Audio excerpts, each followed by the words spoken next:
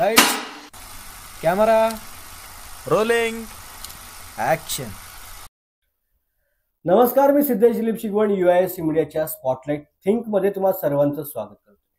मंडळी, गेल्या 2-3 दिवसांपासून सोशल मीडियावरती एक व्हिडिओ क्लिप ही व्हायरल होते आणि न्यूजने देखील मोठ्या प्रमाणामध्ये त्याला प्रसिद्धी दिली। अनेक राजकीय नेत्यांनी देखील त्याच्यावरती आपली मतं व्यक्त केली। ती व्हिडिओ क्लिप आहे मुंब्र्यामधील एका तरुणाची, ज्यामध्ये तो तरुण एका मोठ्या जमावासमोर मराठीत बोलल्याबद्दल आणि मराठीमध्ये बोलायला भाग पाडल्याबद्दल सर्वांची माफी मागतो। ही घटना आहे मुंबईमधील मुंब्रा येथे। मंडळी, आपण सर्वजण महाराष्ट्रामध्ये राहतो। महाराष्ट्रामधील मातृभाषा ही मराठी आहे। आपल्या सर्वांची मातृभाषा ही मराठी आहे। आपण सर्व मराठी आहोत, मराठी नागरिक आहोत आणि असं असताना देखील महाराष्ट्रात राहून मराठीत बोलल्याबद्दल आणि मराठीत बोलायला लावल्याबद्दल जर आपल्याला माफी मागावी लागत असेल तर ही अत्यंत दुर्दैवी बाब आहे। हा संपूर्ण विषय काय आहे याच्याबद्दल तुम्ही न्यूज मध्ये संपूर्ण माहिती घेतली असेल, परंतु काय घडलं आपण थोडक्यात ह्या व्हिडिओ क्लिपच्या माध्यमातून पाहूया। माफी करा आणि त्यांना बोला मराठीमध्ये, पण मी समोरची मराठी बोलतो ना, तो पण त्याला पण बोला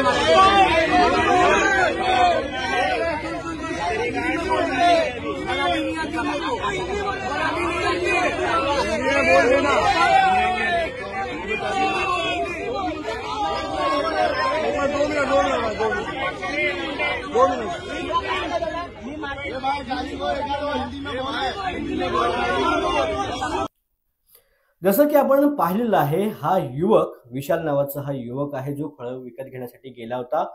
परभाषिक हिंदी भाषिक फळं विक्रेत्याकडून त्याने फळं विकत घेतली आणि तो मराठीमध्ये संवाद साधत होता आणि त्यावेळेला हिंदी भाषिक व्यक्तीने मला मराठी कळत नाही असं सांगितलं। त्याच्यानंतर त्यांचं रूपांतर हे थोडं वादामध्ये झालं। वाद ह्याच्यासाठी होता की तू जर महाराष्ट्रामध्ये राहतोयस तर तुला मराठी बोलता आलं पाहिजे, एवढं साधं आणि सोपं उत्तर किंवा मागणं त्या विशालने व्यक्त केलं होतं आणि त्याच्यावरती संबंधित फळ विक्रेत्याने मला मराठी भाषा येत नाही, तुला काय करायचंय ते कर, अशी अरेरावी केली। आजूबाजूचा स्थानिक नागरिक, महाराष्ट्रामध्ये राहणारा नागरिक हा एकत्र झाला।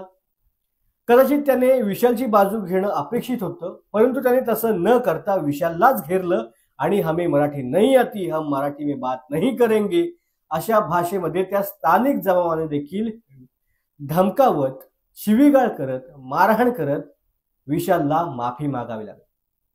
हे प्रकरण एवढ्यातच नाही थांबलं, तर विशालवरती पोलीस ठाण्यामध्ये गुन्हा देखील दाखल झाला। त्याच्या आईला आणि विशालला 4 तास पोलीस स्टेशनमध्ये बसून राहावं लागलं। मंडळी, महाराष्ट्रामध्ये राहून जर आपल्याला मराठी बोलण्यासाठी माफी मागावी लागत असेल आणि पोलीस ठाण्यामध्ये जर गुन्हा दाखल होत असेल तर ह्या गोष्टीबद्दल आपण सर्वांनी विचार केला पाहिजे। अजून एका गोष्टीचा आपण विचार केला पाहिजे की ही व्हिडिओ कोणी व्हायरल केली? विशालने तर व्हिडिओ केली नाही, त्या जमावानेच ही व्हिडिओ केली आणि त्या जमावाने सोशल मीडियावरती ही व्हिडिओ व्हायरल केली। म्हणजे आम्ही महाराष्ट्रामध्ये राहतो, आम्ही मराठी माणसांमध्ये राहतो, परंतु आम्ही मराठी बोलणार नाही, आम्ही हिंदीमध्येच बोलणार आणि आमच्याशी जो मराठीत बोलेल त्याला आम्ही माफी मागायला लावणार, अशी आशयाची व्हिडिओ हे तरुण तयार करतात आणि सोशल मीडियावरती व्हायरल करतात। म्हणजे यांना काय दाखवायचंय की आम्ही कोणाला घाबरत नाही, आम्ही मराठी भाषेला मानत नाही, मराठी ही महाराष्ट्राची राजभाषा आहे, मराठी ही अभिजात भाषा आहे आणि ती बोललीच गेली पाहिजे। हे कसले लाड चाललेत? महाराष्ट्रामध्ये परप्रांतीय येत आहेत, हिंदी भाषिक येत आहेत आणि मराठीला आम्ही मानत नाही म्हणतायत। असाच प्रकार आज पुण्यामध्ये देखील घडलाय। पुण्यामध्ये एका नामांकित मोबाईल कंपनीमध्ये काम करणाऱ्या हिंदी भाषिक तरुणाने तेथील मराठी भाषिक तरुणांना धमकावलं की येथून पुढे हिंदीमध्येच बोलायचं, जो कोणी मराठीमध्ये बोलेल त्याला कामावरून काढून टाकलं जाईल। शेवटी मनसेकडे हा विषय गेल्यानंतर त्यांना हवं तसं त्याला चोप दिला, समज दिली, संपूर्ण प्रकार घडला। परंतु सांगण्याचा उद्देश हाच आहे की दिवसेंदिवस महाराष्ट्रातल्या कानाकोपऱ्यामध्ये हे परप्रांतीय, परभाषीय नोकरीच्या निमित्ताने, काम धंद्याच्या निमित्ताने, रोजगाराच्या निमित्ताने महाराष्ट्रात येत आहेत आणि स्वतःचाच हक्क गाजवतायत आणि येथील नागरिकांवरती अरेरावी करतायत। आपण याच्या आधी अनेक घटना बघितल्या आहेत, कल्याणमधील, पेणमधील, पुण्यामधील, मुंबईमधील, दादरमधील, रेल्वेमधील, कोण खोली बघायला गेले, कोण दुकान बघायला गेले, गाळा बघायला गेले, त्यांच्या बाबत काय काय घडलं ह्या संपूर्ण घटना बघितल्यात। पुनरावृत्ती या गोष्टीची करायची आपल्याला गरज नाहीये, परंतु या अशा अनेक घटना दररोज जर महाराष्ट्रामध्ये घडत असतील आणि ह्या 1-2 वर्षातच त्यांचं प्रमाण जर वाढलं असेल तर येणाऱ्या काळामध्ये ही चिंतेची आणि गंभीरतेची गोष्ट आहे. बरं, ह्या संपूर्ण गोष्टीवरती आमचे मराठी असलेले स्थानिक मुंब्र्याचे आमदार काय बोलतात? आज लहान पोरांच्या मध्ये झालेला वाद आहे. माझी हात जोडून विनंती आहे, कृपया त्याला जातीय, धार्मिक, भाषिक रंग देऊ नका. तर तो लहान मुलांमध्ये झालेला वाद आहे, त्याला उगाच भाषीय वादाचा रंग देऊ नका. अरे लहान मुलं, जितेंद्र आव्हाड, तुम्ही ती व्हिडिओ बघा. त्या व्हिडिओमध्ये जो जमाव आहे त्यातील बऱ्याचशा मुलांना दाढी मिशा फुटलेल्या आहेत, बरीचशी लोकांची दाढी मिशी पांढरी झालेली आहे आणि अशा लोकांना तुम्ही लहान मुलांमध्ये झालेला वाद म्हणता? काय खेळत होते का ते?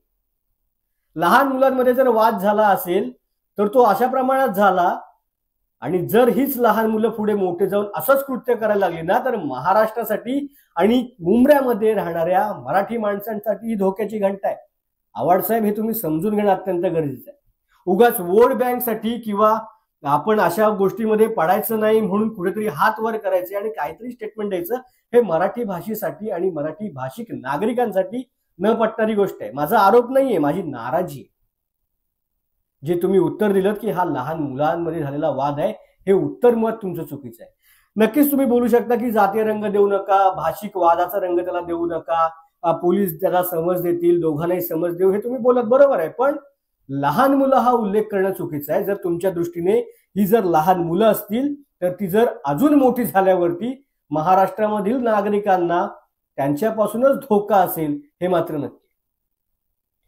त्यामुळे एकूणच ह्या संपूर्ण गोष्टीचा जर विचार केला ना तर मनसेने जसं अविनाश जाधव हे त्या ठिकाणी गेले होते, त्या मुलाने देखील अविनाश जाधव यांची भेट घेतली आणि अविनाश जाधव मनसेबद्दल काहीच म्हणणं नाही. मनसे कायमच जिथे मराठीवरती अन्याय होतो त्या पाठीमागे मनसे राहिलेलीच आहे. मराठी पाट्यांपासून अगदी सगळीकडे मराठी मुलांसाठी आणि मराठीकरणासाठी मनसे ही कायमच, सन्माननीय राज ठाकरे हे कायमच मनसे आणि त्यांचे नेते हे मराठी लोकांच्या पाठीमागे राहिलेले.